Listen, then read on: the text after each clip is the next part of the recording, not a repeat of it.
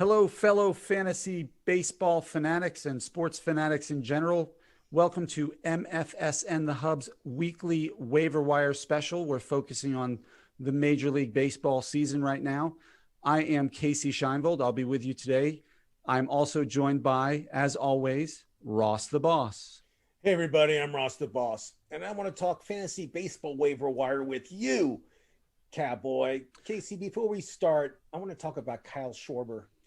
This guy from Ohio, Middletown, Ohio, which is part of Hamilton. I'm very familiar with it. I actually know that area like the back of my hand. He is going on a baseball tear that I really haven't seen since Barry Bonds. Let me just tell you about his numbers real quick. Then we'll talk about the waiver wire guys you should be picking up. Unfortunately, Kyle's not available. He's over 60%.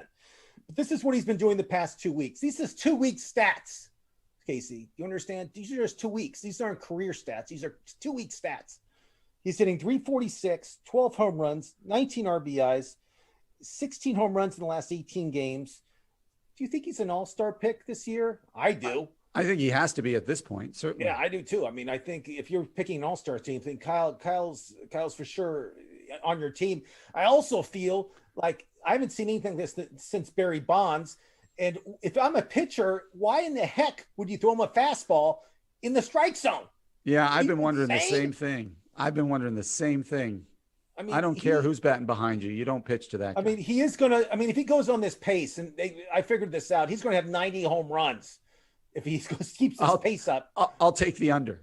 So maybe we'll talk about that and during the break on what people we see having great second halves and we should be focusing on maybe picking up. I think we should touch on some things like that. I just had to talk about Kyle Schwarber because I'm just amazed how great he's doing. I know he's a streak hitter. And his streak he's doing right now is unbelievable. It's kind of fun to watch. It's impressive because he's hitting both righties and lefties. You know, it is fun to watch, and it's fun to talk about players like that. Shohei Ohtani is putting on a show. Who knows what he's going to do tonight? Pitching against the Yankees, he might shut them down after he hit 2 home runs against them yesterday. Like, these are some special times to be a baseball fan for sure. But to get back to the waiver wire show, just to remind our viewers what we do here, we look at players who are owned in less than 60% of Yahoo Fantasy Baseball leagues. We highlight those who are available in at least 40% of the leagues that you can target to help you compete and improve your team, build depth and trade from depth and just make you dominate your competition. We'll go position by position. We might make a few predictions or bold statements here halfway through the show to entertain our guests. But in the meantime, please subscribe to our channel. Click like if you like this video, comment, and ring the bell for notifications. We'll answer any and all questions that come in to the best of our abilities. And hopefully we can help you guys and you can help us. So, Ross, let's start where we always start, at first base. Do you have anybody highlighted at first base? We start a catcher. What do you think? You want to start a catcher? All right, we'll start a catcher. We always start a catcher. So let's start a catcher. Luis Torrens of Seattle. He was brought up June 15th. In the past 7 games, he has 5 home runs. He's hitting like 280. The catcher position, as we talk about it all the time, it's a very weak position this year for hitters. I mean, there's the Buster Posies that's having a great year, and there's Perez for Kansas City. There's a few catchers that are doing well, but again, a lot of them are streakers. And I got to say, Luis is actually a huge streaker for right now. And if you need a catcher that's hitting, Torrens is your guy. I totally agree. I had him on my list. What he's done just since he's been called up is incredible. I think we talked last week about Tyler Stevenson. He's still doing pretty well out there in Cincinnati for you. And Mike Zunino in Tampa Bay is never going to hit for a high average. He never has at any point. The past couple of weeks, he's been hitting for a decent average, but his calling card is power. He can hit home runs in bunches, and he's been doing that the last couple of weeks. So he's been great. You know, he's hit the past 2 weeks. He's 286, 5 home runs. That's not bad for a catcher. And he's another streaker. I mean, he had like 3 great weeks, and then he died down. Now he's back up again. So, like you said, Mike Zunino could be a good pickup. And the other catcher I had, he's been starting for Colorado a lot. For the past 2 weeks, he's playing a lot.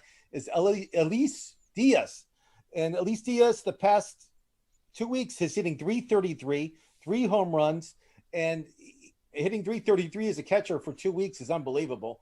And he has some power. And he plays in Colorado, which is an easy place for hitters to hit. So Diaz could be your guy to pick up at that position if you need a catcher, especially for a streaker. I agree, although I'd like to point out that the Pittsburgh Pirates have proven that they don't hit very well in Colorado these past couple of days. They got shut down by Freeland on Monday night, and then Herman Marquez last night was within 2 outs of a no-hitter against him. So there is some pitching bright spots in Colorado. We can talk about those, but I think they're both owned enough. I want to point out one other catcher who's not even in the majors. I'm going to focus on some prospects today. Oh, great. I know Ross wants to talk about one in a little bit, but I'm going to talk about Corey Lee, the catcher in Houston, as if they needed more firepower. He's been in Double-A for 2 weeks. In his first 12 games there, he's hit 6 homers, 14 runs batted in, and 333 batting average. As if they needed any more firepower. He's doing a great job. I don't know if he's going to get called up, but he's certainly somebody to keep an eye on at the catcher position, because as we've said, every episode, catcher is hard to get fantasy relevant. So if you can find somebody who has potential, scoop them up and see what you can get out of them. All right, Ross, now will you let me talk about first base? Is now okay? Yes, go ahead. Talk about as long as you approve. I'm going to even let you go first again. So somebody that I brought his name up months ago, and he's a top prospect, and then he kind of died down. Now he's hitting again, is Alex Kirilloff. He sounds like a criminal in a James Bond movie, Alex Kirilloff. So Alex Kirilloff, he's hitting 277. Recently, he has a 19% contact rate, which is pretty good. He's been hitting the ball 19% of the time when he swings, which is good for him. And he's starting to hit the ball. And I know his batting average is 277. It's getting better every week, and he's getting into his potential. And I think right now is a good time to pick him up. I feel the Twins are going to do some trading, and I see that he can probably stay there. I feel the Twins for sure would trade at least a few top prospects, or maybe top guys that are making a ton of money, because they want to cut that payroll, because they are in last place. And especially during All-Star break, but I think Kirilloff will be staying, and I think he'll be doing really well at least the second half of the season. Yeah, Kirilloff was an outfielder in the minors, hit over 30 home runs a couple years ago, was in, I think, the top 10 in the prospect rankings at one point, fell off because of injuries and stuff. I don't think Miguel Sano is really the first baseman of the future in Minnesota. So Kirilloff, I think he's a great pickup. He showed it early on in the season before he got hurt, and he seems to be finding his groove again. So that's a good one. I'm looking at some players who qualify at multiple positions. I'm going to name them as first baseman, even though they might be more useful. There's Lamont Wade Jr. in San Francisco. I think he's playing primarily outfield for him, but he qualifies at first base as well. In the past couple of weeks, he's hit are you talking about junior or senior? Which one are you talking about? I'm talking about junior. Okay. He's not as good anymore. He plays. Okay, I didn't know, because I just love when players have junior there. Like the only time I would do that if it was Ken Griffey Jr. or Ken Griffey Sr. when they were playing together in Seattle. That's the only time they should actually have the junior senior logo on their name. I don't know. I think Vladimir Guerrero Jr. earned his junior moniker. Guerrero is in the Hall of Fame. There's no reason to have his name junior. I think you're a fool on that one, but that's okay. But Wade Jr. is doing Wade Jr. I'm going to just call him Junior, because that'll annoy you. And he's like available like 95% of the leagues, this guy. I mean, I talked about him a few weeks ago, and this guy loves the hit. He's a great hitter. I love this kid. Everything happening in San Francisco right now is working. Whether it's Steven Duggar, whether it's Kevin Gossman, whether it's Anthony Disclafani, they're all playing well. Yeah, so name it, they have it. If they have somebody who looks like he's on a hot streak, pick him up, because chances are San Francisco's figured out how to make it last. Other than that, I didn't see a lot of first basemen. Who else do you have? Garrett Cooper came back. He was on the injury reserve for a while. He was hurt. First game back, home run, 2 doubles, not bad. This guy always gets kind of lost in fantasy, and he's always a big producer. I like this kid, and he's not even a kid anymore. He's actually a vet, but he's somebody who just came back. If you need a first baseman that can hit, Garrett Cooper could be your guy. Okay. All right. I'll take your word for it. And his career batting average is 276. In today's game, that's a pretty strong batting average. I don't think 20 years ago that was as strong, but today in the 3-outcome society of baseball, where it's strikeouts all the time, 277 is impressive. So I'll take it. All right. Second baseman. I have Ty France in Seattle, somebody we've talked about before. He started off the season hot, made a name for himself. Then he cooled off for a bit. Well, it looks like he's hitting again and finding his stride. I believe he's actually on your team in our league. He's actually, it's funny you said that. He's eligible at first base. He's eligible at third base. He's eligible at second base. I don't know about shortstop, but he actually is on my team. I sat Suarez for the Reds because all he does is strike out. I don't think he can see the ball. I mean, like yesterday I watched the Reds. He struck out four times in a Major League Baseball game. Unbelievable. So Ty France, for me, he's hitting 282, 4 home runs, 6 RBIs the past 2 weeks. It's pretty good. Yep. And, he's multiple players. So, yeah, I agree with you. He's a multiple position guy that can play anywhere that's actually hitting the ball. I like Ty France a lot. The other guy I have is for Miami is John Birdie. He qualifies at like 4 or 5 different positions. I have him at second, third, short, and the outfield. He's a guy who every year doesn't like wow you with the power numbers. He's not going to drive in a ton of runs, but this is a guy who gets on base at a good clip with a good on-base percentage and batting average. He steals bags and he scores runs, and he qualifies all over the field. Those are the guys I love having on my bench, because if I have a day off, or I just have somebody who's struggling, a starter like an Eugenio Suarez, it becomes really easy to put somebody like John Birdie in there and feel comfortable about the performance he's going to give you, the numbers he's going to give you. So that he's one of my top pickups this week. I like that a lot. Another guy I talked about last week, and all this guy does is keep hitting. Another Colorado Rocky, and he's eligible at shortstop too. The reason I said that is this: Trevor Story is going to be traded. He is going to be traded. I talked about it yesterday. There's no way he's going to stay in Colorado. He's making a ton of money. Colorado is not going to make the playoffs. He's going to be free agent next year. So that all being said, Trevor Story's gone. Adios out of Colorado by All-Star break. You heard it from me first, Ross the Boss. But that being said, I love Brandon Rogers, and he plays second base and he plays short. He's the everyday second baseman is Brandon Rogers. He plays every day in Colorado. The past 2 weeks, 289 in June alone. And he's eligible, as I mentioned, at shortstop, which he could be the everyday shortstop when Story gets traded. But Brandon Rogers, he can't do wrong. If he's on your team, he's going to help you in every facet. So that's a great pickup. I agree entirely. The other one is Wilmer Flores, another San Francisco guy who's figured out how to hit. He continues to tear the cover off the ball. Last 2 weeks, 385, 4 home runs, 8 RBIs, 9 runs scored. He's contributing everywhere but in speed. Not a guy who you can rely on for the season to win you the league, but certainly somebody you can rely on to fill gaps where you have struggling players and keep you in contention or help you work back into contention before the trade deadline. Yeah, and Wilmer too, he can play first base. He's eligible. Second base, we just talked about, and he's available at third base. He's a great player to pick up, to have on your bench just in case if somebody gets hurt. And he's a streaker. You and I both know that. He's not going to keep this torrid 385 average up for the whole season. There's no way. But again, all these Giants hitters are just hitting. I don't know how they're doing it, but they're winning and they're hitting. So there you go. That's a great pickup. The last one I have is Keston Hiura. Did I say it right? Keston Hiura. Yeah. Hiura. He plays for your Milwaukee Brewers. He's available either at first base or second base. The past 2 weeks, he's been hitting he was hurt. He just came back. He's hitting 316 with 3 home runs. Not bad. And I remember when he came up with the Brewers, there was so much hype on him. I don't know if you remember, Japanese guy. A lot of people had a lot of high expectations on him. Then he got hurt. Now he's back. It could be a good pickup for you. Yeah, I agree. He came up as a prospect with the pedigree of a great hit tool. He was not going to be known for exceptional power, but in Milwaukee, you can hit 20 home runs without exceptional power. So there were really high hopes for him. He struggled with injury in his first couple seasons, and then earlier this year, in the end of the last time he was up, he actually got sent down because he was striking out so much and not making contact. But you're right. This is a guy who has the history and the pedigree of being a great hitter.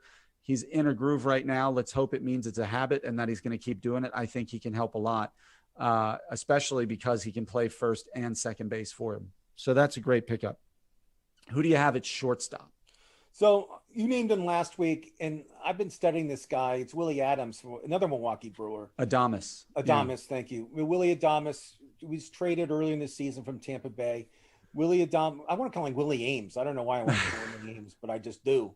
So his nickname right now is Willie Ames. I'm That's what calling we'll him call Willie him. Ames. I know it's Adamas. Don't get mad, but we're calling him Willie Ames. Willie Ames, you know, in the month of June, since he's been with the Brewers, he's hitting 286, which is good. It's very good for a shortstop. He loves playing Milwaukee. So in Milwaukee, he's hitting 286. And if he keeps it up, what he's doing in Milwaukee is he'll have 25 home runs. I figured all this stuff out. He'll have 25 home runs, 111 RBIs, 74 runs scored. And that's not bad for a shortstop. So, yeah.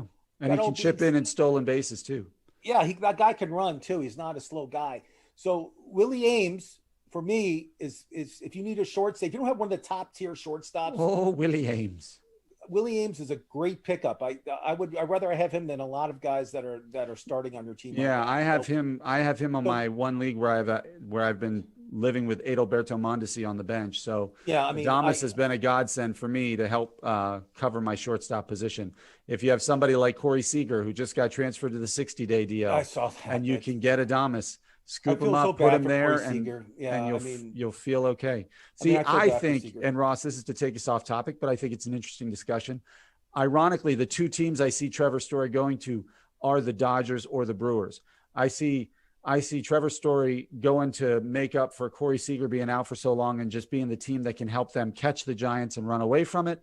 They weren't getting behind the Giants, but go on. Or going to the Brewers, playing maybe third base for this year, and giving them a chance to advance to the World Series. Could you imagine that lineup if Yelich recovers or gets healthy again, to go with Adames and Story and Avisail Garcia and Keston Hiura? Colton Wong's doing a good job right now. You throw Woodruff and Corbin Burns at him, and then you have Devin Williams and Josh Hader at the back end of that. That would be a scary team I wouldn't want to face.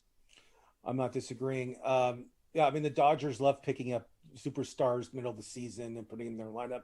I totally agree with you there, and the Dodgers really don't care about money. So right, that'd be a great pickup for the Dodgers. And ironically, Story won't be that expensive. He's a free agent at the end of the year. You'd have to pay more to get somebody like German Marquez, who's a really good pitcher, but has 3 years of control left. So you might not have to give up a top-level prospect. That's a great theory. But he's like, if I had to pick any player in the league to be traded by All-Star break, he's my number one pick. Yeah, I think he's up there. Absolutely. I would put some Twins up there too. Maybe Kenta Maeda, maybe I think Cruz, Josh Donaldson could be traded. Cruz could be Nelson traded. Cruz. Yeah, because they're scuffling too. So yeah, all right. I don't think anybody wants Donaldson. He's not having a great year, and he's overpaid, and he's certainly not he's kind of persona non grata with a lot of teams with the way he's kind of talked about pitchers and the whole controversy here. Lucas Giolito had a lot to say about him yesterday. Yeah, I liked what he said though. That was pretty smart of him to say. Say it to my face. Dr. Dan Ratner coached him and told him what to say, and he said it. Wow, Dan. He ghosts us and then he leaves us to talk about him. Okay. Yeah. The only other one is Miles Straw. I know he plays the outfield a lot in Houston, but he qualifies at shortstop. We've talked about him last week. But he's another guy who's going to, I mean, in the last 2 weeks, he has 4 steals and 9 runs scored while batting over 300. That steals is worth its weight in gold certainly in rotisserie fantasy baseball. So that's a player who, even with the mediocre at best and paltry power numbers, can still be somebody who makes a difference in your lineup. So he would be the other shortstop I would mention. Who else do you have? I also have Kiki Hernandez. The past 2 weeks, he's hitting 324, 3 home runs. He could play multiple positions. I know he's an outfielder. I know he plays shortstop. I think he plays second base also in Yahoo leagues. But I mean, he's somebody that if you need somebody that's first and that you need a shortstop, he's a streaker. Pick him up for maybe a week and then maybe you have to dump him. But he's a guy that's going to be hitting for you for the next 7 days. Another guy that you talked about last week, and I just was curious to see what he was doing in the minors. I just looked it up. Is Bobby Witt? I'm not saying Bobby Witt Jr. Junior. No, it's not Junior.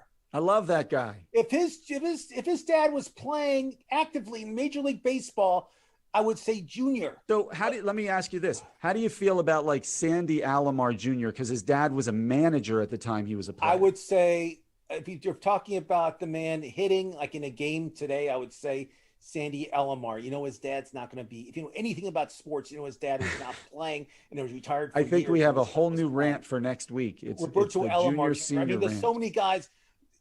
No, his name is Bobby Witt. His own junior. His dad's is a pitcher, first of all. Hey, I saw his birth certificate. It had a junior on there. So Bobby Witt he's playing double A, not triple A. They haven't brought him up yet to play triple A. I don't know why. It doesn't make any sense, but we'll keep going. In 22 games, he's hitting 326, 17 RBIs, and 8 home runs. That's what Bobby Witt is hitting as a player. And Mondesi's hurt. So they're going to have to make a decision in Kansas City. Do we bring him up now? Or do we wait a whole nother year? And we talked about this and just waiting on these guys to develop and get better. And I have to be honest. I don't see Bobby Witt Jr. coming up this year because they're in like last place by a landslide. Yeah. They're so far out of it. It doesn't make sense for them to Why burn not a year of control. Yes, that's why you bring them up. It doesn't make sense. Kansas City's not a big budget team. If he signs, I'll tell you this. I think if Bobby Witt Jr. is willing to sign a team-friendly extension right now, they would call him up. No, unless he does that, they're going to wait. No, there's no extensions. There's nothing. You just bring him up, have him play. If he plays great, you'll give him the extension. If he can't hit, then you don't give him extension. Okay.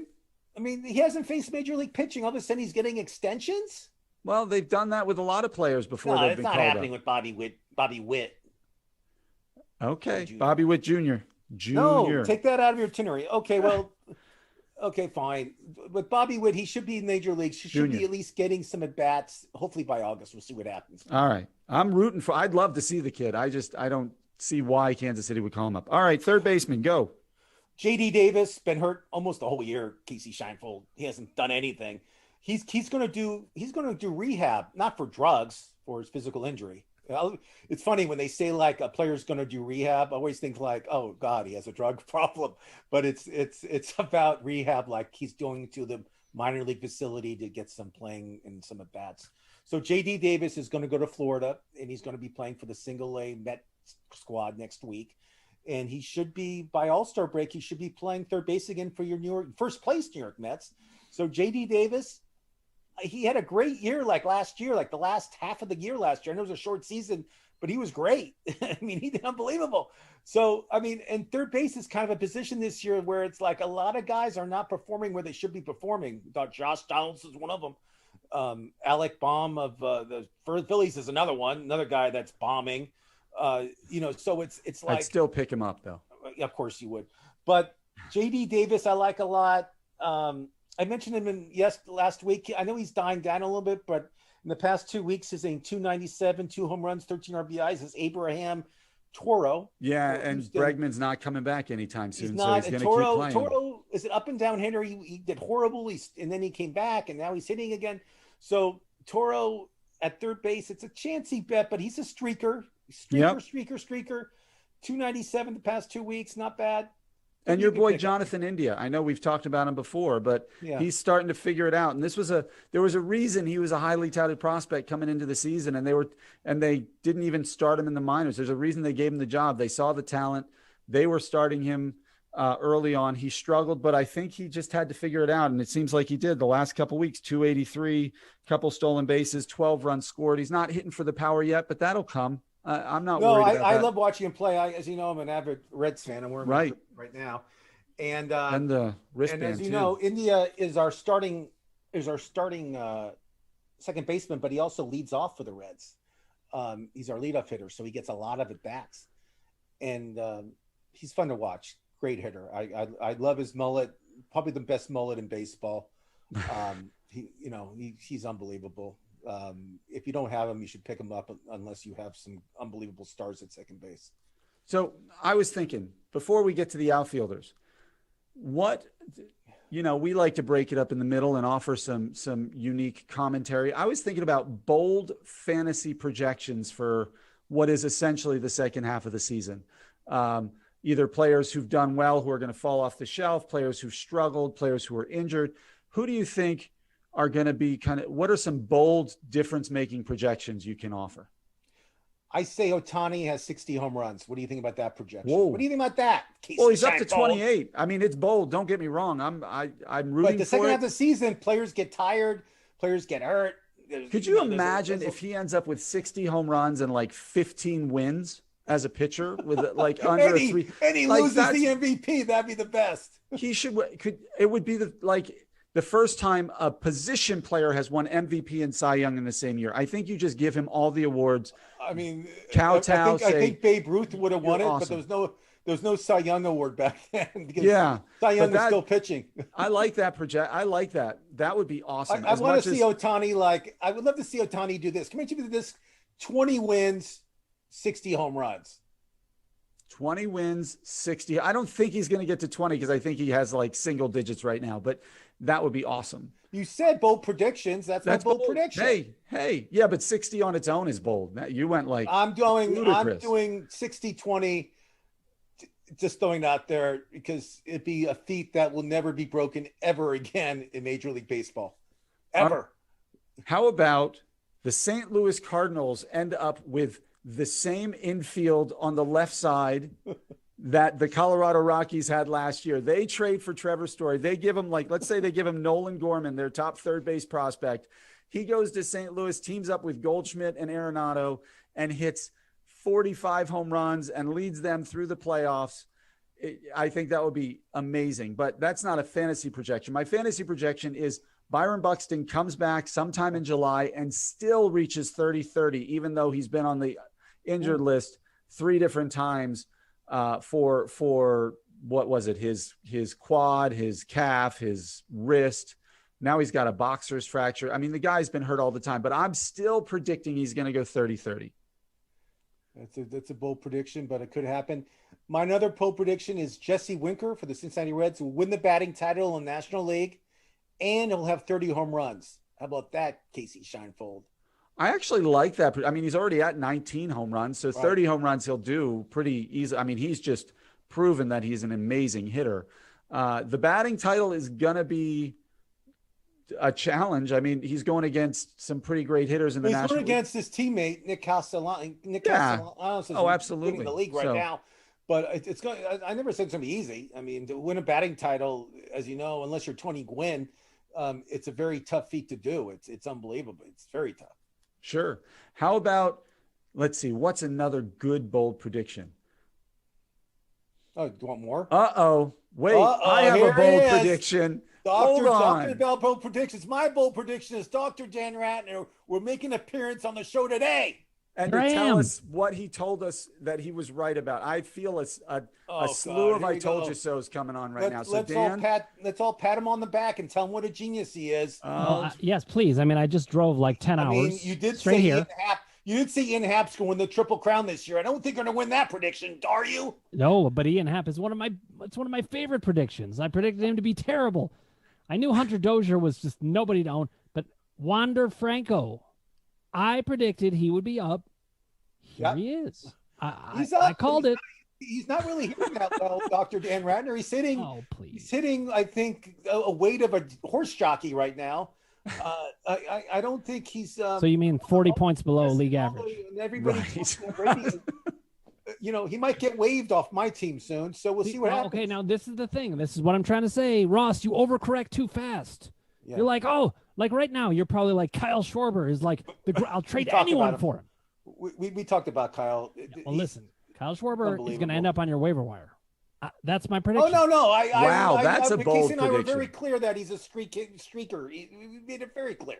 Okay, it would be hard. Just making sure. It would be hard to drop him entirely. Oh, not yet. It'd be hard. I mean, Dan, you know his stats, right? Can I tell you the stats again? You want to hear them? They're absurd. Let me just tell you the stats again. Ross likes his stats, Dan. Wait, I have to find them. I don't know what to do with all this. I have so many freaking stats. But basically, he's hitting in the past. I know him by heart. So he's basically hitting 346 for the past 2 weeks, 12 home runs, 19 RBIs. And if he keeps this streak up, he's going to have 90 home runs for the season. Okay, 90 home runs, Dr. Dan. And I'm not saying that he should be cut, but I think people are going to get impatient with him when things go bad, in some way. Well, that's true with any player. I mean, no, it's not true with any player. If things go bad with Mike Trout, you keep him. Yeah, Francisco costs. Lindor hasn't exactly been lighting up Dan's team this year. No, he has been lighting up my team in a bad way. So Dan, we're talking about bold predictions. We talked about Ohtani. I said, Well, I think Schwarber on the waiver wire is a pretty bold prediction at this point. That's a pretty bold prediction. In a month and a half, we'll revisit. I think he's going to be on a lot of waiver wires. And and I predicted. I said Ohtani's going to have 60 home runs and 20 wins. Not a chance in either way. That's what makes it bold. I said Buxton, despite his injuries, is still going to be 30-30 at the end of the year. Oh, I like that. Okay. Here's a bold prediction that I don't like. Mike Trout not coming back this year. I could just see the injuries nagging. I would hate that. I would hate to see it. I don't see. He's such a game player. He's been dying to have somebody of equal value to him in the lineup for years. He finally gets one, and it's the first time he's ever hurt. He loves baseball, and he loves playing. And it won't be because he doesn't want to get back. I worry he's going to have a setback. I hope I'm wrong. I'll give you guys another prediction. I said this before, and I love it when Dan gets all upset at me when I say it. I say Chris Sale won't have a win this year in Major League Baseball. Okay, Chris Sale is going to have 2 wins in July. You said 10 wins. Now he has 2 wins. No, in July he said 2 wins. He'll finish with 10 wins. Oh, we'll see. Chris Sale won't have a win. You guys heard it from me. No, actually, he's not going to finish with 10, but he will finish with 8. Should we talk about outfielders? Let's talk about outfielders. I can only stay for a little bit. I just ran in from out of town, but I wanted to make sure love to represent. Great seeing you like usual. We're having a great show. It's actually going a lot better when Casey does the show, actually. But we'll talk about that later. How dare you, sir? I knew that was going to happen. I leave for 1 week, and look what happens. 2 weeks. 1.5. 1.5. That's right. Right. So Dan, you probably aren't prepped to name any outfielders. You got one for us? Well, I'll try, but I don't know the percentage of ownership. But just say a name, we'll tell Andrew you. McCutchen. What's his ownership? I don't know. I'll look it up for you. Because Andrew McCutchen is tearing it up the last month. I scooped him up in our head-to-head. I want to say he's over 60. I could be wrong. Doesn't matter. But I mean, it's going to be close. If I had to guess, I'd guess he's at 63%. Look up Andrew McCutchen. He's at 68%. Oh, not bad. I just hate the fantasy team he's playing for. Who is it? Oh, I know the Phillies? Joe Boo's Rum. Yeah. Oh, that team. We don't like that team.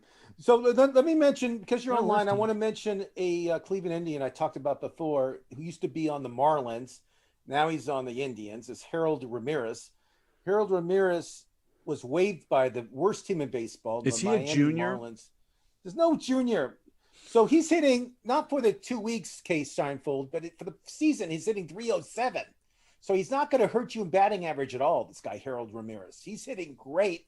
He has a little power, has some RBIs, he score runs, he can run, he's fast. So if you need an outfielder that's not going to really hurt you in any category, Harold Ramirez is your man. I got another one. You ready? I'm listening. This is probably 60% and under. Jake Fraley. Ross and I talked about him before. Is he? Yeah, we talked about him last week, too. Is he hurt? No, I don't think so. Okay. I thought he was hurt. We talked about him last week because he gives you speed. Well, you know what else is amazing about Jake Fraley? He has 26 walks and 26 strikeouts. That's insane. Okay, his batting average has slumped in the last 2 weeks, but he's gotten 5 stolen bases, 5 home runs, 18 RBIs, and 14 runs scored, but he's only 11% owned. Yeah, and meanwhile, if you're in a head-to-head league that values on-base percentage, scoop this guy up. Or stolen bases. Casey, who's your outfielder? Well, Adam Duvall is still tearing the cover off the ball there in Miami. He's still giving you power and RBIs and batting average. And Hunter Renfroe in Boston is playing really well right now. And so he's really somebody who you can own and feel confident with. That Boston team up and down the lineup is just putting the hurting on people. And so he's getting RBIs. He's getting runs scored. He's got, 3 home runs or 3 home runs the last 2 weeks, and he's batting .341. So in every category but steals, he's gonna chip in pretty handily. And I have no problem with you guys owning those players, but just know they're gonna end up back on your wire, probably. I mean, but we're talking about people that are they may have some players on their team that are not performing. They need to pep up and get some players that can. Yeah, no, look, there's nothing wrong with picking up what we call. There's players that are not performing. And it drives me crazy when I have players on my team. Yeah, I'm not going to avoid that. I'll give you an example. Like Sterling Marte hasn't had a hit in 5 games. He's like 0 for 30. Starling Sharp too. Sterling Marte is going to be traded to the White Sox. Sterling Marte doesn't even exist, not in baseball. But Starling Marte has been terrible. Starling Marte. So Starling Marte hasn't hit the ball in weeks. Yep. So he's benched, but you may want to pick somebody up. And I'm looking at guys like I have Christian Yelich, who's starting to hit a little bit lately, but he's been a colossal disappointment this year. What a disaster. If I could put Adam Duvall in until he figures it out, or Hunter Renfroe until he figures it out, you're right, Dan. We're not talking about guys who are owned must start for the season, unless you're in one of maybe Sam Jacobowicz's leagues where Juan Soto might be on the waivers. Pretend league where. The pretend league where it's not really a league. It's just in his mind. It's his own league. It's not he just picks his. It's like when you would play like a video game where you can control and force a trade, and you're like, I'm going to give you this guy for Aaron Judge, Bryce Harper, and Mike Trout. Speaking of, I told you so's, Juan Soto, not a top 5 outfielder. No. But if you're in a dynasty league, how many other outfielders would you trade him for right now? Oh, he's a top 5 outfielder in a dynasty league. Yeah, of course. So, let me give you guys some guys I have not mentioned all season for outfield. Oh, drop some knowledge. So Cole Calhoun is coming back for your Arizona Diamondbacks. He's been hurt all year, and when Cole's healthy, he's a good hitter. I mean, he can really hit the ball hard and far. So Cole, if you want to pick somebody up, you have a big roster, big bench. Cole Calhoun could be a good one. Another guy that I loved watching his dad play. His dad was one of my favorite players back in the day. He plays for your Honus Detroit Tigers. Wagner. His dad's Cameron. His dad was Mike Cameron. Mike Cameron, and senior. And Dad Cameron, in the past 14 games, he has 3 home runs, 2 stolen bases. In the minors, he had like 35 stolen bases. He was just tearing it up. He's a fast guy, and he has a little power. But Daz Cameron is kind of a fun player to pick up. I mean, he can run, he can steal, he can hit. I mean, he's a guy that's going to give you 110%, and I love watching his dad play. So if you need an outfielder and you want some excitement, Daz Cameron could be your guy. Now, for those people out there and who caught that shrewd joke I made, I said Ross was watching his father, Honus Wagner. Ross, that is a big-time insult. Are you going to let me get away with that? No, my Honus Wagner is in the Hall of Fame. Well, sure, but if I'm saying you watched him, you're like 120 then. Maybe I'm a time traveler. Maybe I travel time. Maybe Casey and I travel time, and we see them playing in person. How do you know what we do? Well, all right, we got about 5 minutes left, so I want to get some pictures for our viewers. Okay, go. Ross, give me a couple starters to target. I'll give you guys I haven't mentioned all year. I watched this guy pitch on Saturday against the Cincinnati Reds. He plays for Atlanta's Kyle Mueller. Kyle Mueller he broke a record he broke a national record in high school for strikeouts. He had like 24 strikeouts in like 2 games or something crazy, some crazy stat. But this kid is a big Texas kid. He pitched for the Braves on Saturday. He pitched 5 innings, gave up 1 hit, had 9 strikeouts. He's pitching again on Saturday. Kyle, this guy's the real deal. He's 23 years old. He's somebody that I picked up in some leagues. I'm going to hold on to. We'll see what happens. All right, wait. I want to interject, Casey. I'm sorry because I have to run after this. So I'm going to give you one. I'm just going to give you a pitcher that I like. James Caprillion. Yeah. You guys know this guy on the A's? On the A's, yeah. He's pitching today. The Yankees traded him. Brilliant. Right. But I love his ERA's under 3. He's a good pitcher. I like. Don't worry, Dan. You don't have to talk. Ross will just talk for you. Yeah, why? Well, I mean, you only have me for another minute. Let's just let somebody else talk. I'm kidding, guys. It is a pleasure to see you all, and I don't just mean Ross and Casey. I mean all of you out there. Very excited to be back, and I will see you next week. Thanks, guys. Adios, Dr. Dan. All right. That's Dr. Dan Ratner calling us live signing from off. Cleveland, Ohio. He's out of here. So nice he called in. Let me, Casey, what pitchers do you like? I want to talk about 2 primarily, and I think we've talked about him before, but Johnny Cueto in San Francisco. Okay. I must be a Giants lover right now because I feel like I'm naming all of them, but he's been pitching great. This is a guy who's proven he can do it time in and time out. He's never been a pitcher who's relied on velocity to win, which is usually a good trait for being effective later into your career. I know he's an older pitcher, but the last 2 weeks, 13 innings, a 2.08 ERA, a .92 whip. He's doing it he's controlling the amount of people who get on base and keeping runs down. He's striking out a little less than a batter per inning, but still pretty close. And then Ross Stripling seems to be tearing it up there in Toronto. What's his first name again? I didn't get the first name. Ross Stripling. Ross. It's an older name given to people who tend to not be cool, but we like Mr. Stripling. So he's doing a great job there in Toronto, but it's up in Canada, so you can be a Ross up there and still be liked. Well, they play in Buffalo, but keep going. 17 innings, 19 strikeouts, less than a 3 whip, 3 ERA, less than a 1 whip. He's pitching really well. Not a guy you can rely on week in and week out to always dominate, but somebody who, when the matchups are right or when he's on a streak like this, is somebody you have to pitch. And then one other player, I want to reach into the minors. I talked earlier about Corey Lee in Houston as a catcher. I want to talk about Shane Baz, who is a pitcher for the Tampa Bay Devil Rays, as if they're not producing enough studs right now. They have a pitcher who in AAA right now, he has 46 innings, 69 Ks to 5 walks with a 2 ERA and a .77 whip.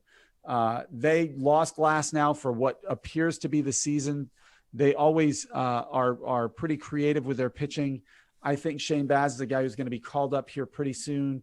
And if he pitches in the majors, 80% of how well he's pitching in the minors right now, he could really contribute to your team going into the All-Star break and down the second half of the season. I'm picking him up right now. Another guy I like, starter, pitches actually for the Miami Marlins, another Marlin. They're unbelievable with the minor league system down there. Is Zach Thompson. Zach Thompson, yep. 5 innings, scoreless innings against Atlanta, 4 scoreless innings against the Braves. Against the Cubs. He is pitching great. I know his minor league stats are horrible, but at some reason the majors, he's pitching great. His last 10 innings, he has 18 strikeouts. That's crazy. Just unbelievable. But let's get to relief pitchers. I know we're running out of time. The first one I want to bring up, a big apology, because I never appreciated him until now, is Amir Garrett. Horrible past 2 months. For some reason, because the Reds' injuries, the Reds have some injuries in the bullpen, so Amir is our closer.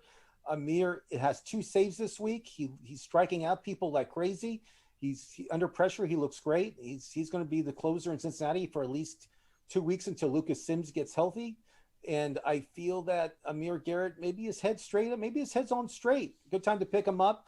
And Casey, who do you like as relief pitchers? I don't have any other who are really saves guys, but Devin Williams in Milwaukee is under 60% owned. After his numbers last year and the way he's been pitching lately, I don't understand that. He strikes out almost 2 batters per inning.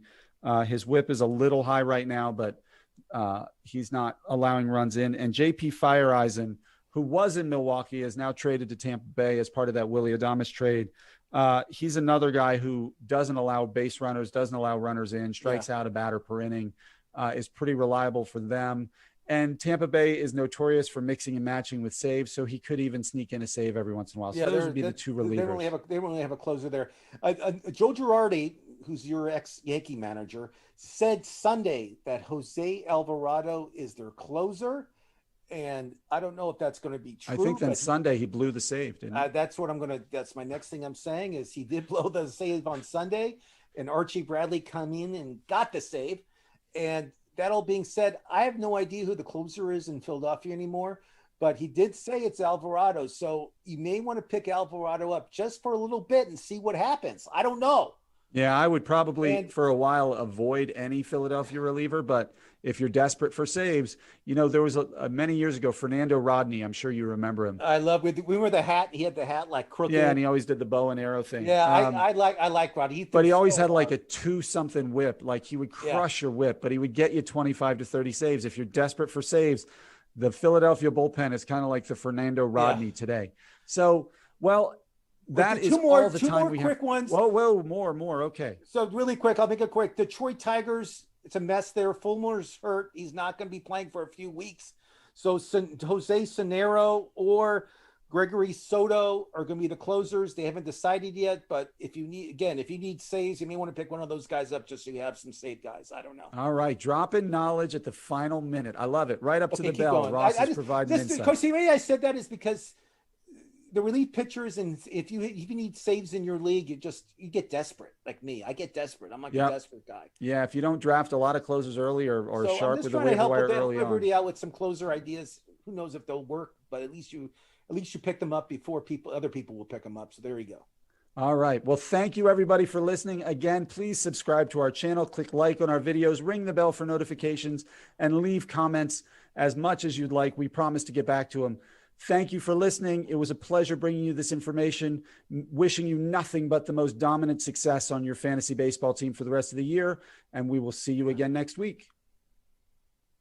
As a reward for making Kill Cliff the undisputed clean energy drink of America and beyond, we've packed in more B vitamins, electrolytes, and killer taste than ever. And as a bonus, we've made the ultimate loyalty program. It's not a cult, it's not a club, it's the Kill Cliff Cult Club. Tap into special offers like flash sales and exclusive merch, deep discounts, and eternal awesomeness. Go to killcliff.com to get your discounts on.